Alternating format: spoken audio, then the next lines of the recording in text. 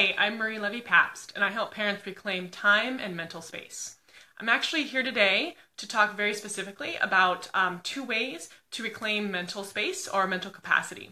And I've been talking a lot recently about the mental load. It's an idea that is not new. It's been talked about for many, many, many years, especially in the feminist realm, because the mental load is essentially the work of remembering and noticing and planning that takes place in our heads. It's disproportionately borne by women, like in general, especially in heterosexual relationships. Mostly women are carrying the mental load. That doesn't mean that's always true. It doesn't mean it's exclusively true or that women are necessarily better at it. It just is sort of a gender dynamic.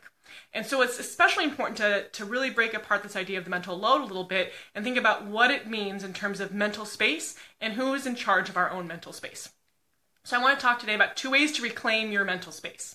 So the first one is recognizing that carrying the mental load, or that the space in your brain, the mental space you have to think and to plan and to do things, is yours. So recognizing it as that's your personal space, the same way your body is your personal space, your mental space is really yours. And so it's yours to figure out what to do with. So sometimes, and I know I've fallen in this trap of thinking that the better I can remember and plan and hold things in my head, somehow it makes me a better person or a better mom or a better teacher. And that's actually not true. Holding more stuff in your head doesn't make you better at it. It just makes your head more full. So once we lose that trap of saying the more I hold in my head, the better a person I am, nope.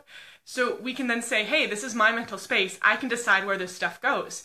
And for many of us, that means figuring out a system. That's what we mean when we talk about organizational systems. We're talking about places to put the mental load of remembering, noticing, and planning. So if you are willing to get a system and build a system that works for you to store all that stuff that's been in your head, you free up mental space. You get to reclaim it as your own to do more creative work or be more present, whatever it might be. So letting go of that idea, first of all, is letting go of that idea that you're supposed to hold on in your head. Nope. It's actually great if you can put it in a system outside of your head. So that's number 1.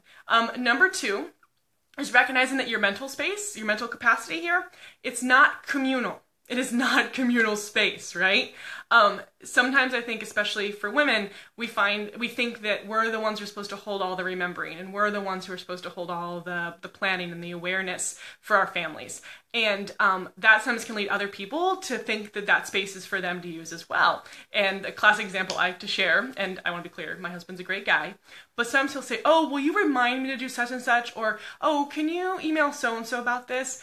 Things that he's capable of doing himself, but even if he needs me to do them, it's not fair to just put it in my mental space. It's not fair to use my brain as sort of the remembering system for the whole family. And so we had to come up with systems that we both could use to remind each other to do stuff, or to remind ourselves to do stuff that didn't rely on my mental capacity. And so just remembering, again, sometimes it's just a shift of remembering that your mental space is yours, and that you are in charge of it. You can let other people in, you can take on things for other people, but that should be your choice. It's not something that should be demanded of you without your consent. So I just want to throw that out there. 2 ways to reclaim mental space is, first, to have a system that you can put things into so that you don't have to hold it all in your head. And the second is to recognize that your mental space is not communal property. So if somebody's asking you to use it, you can choose to say yes or no, but you also don't have to hold it for them. You can give them systems or provide other tools, or just say no. Say, nope, you have to remember that on your own. You have to deal with that on your own. All right, go forth. I'd love to hear how you're reclaiming your mental space. If you want to share below a way that you're taking stuff out of your head and putting it in a system, I would love to hear about it. Thanks so much for watching.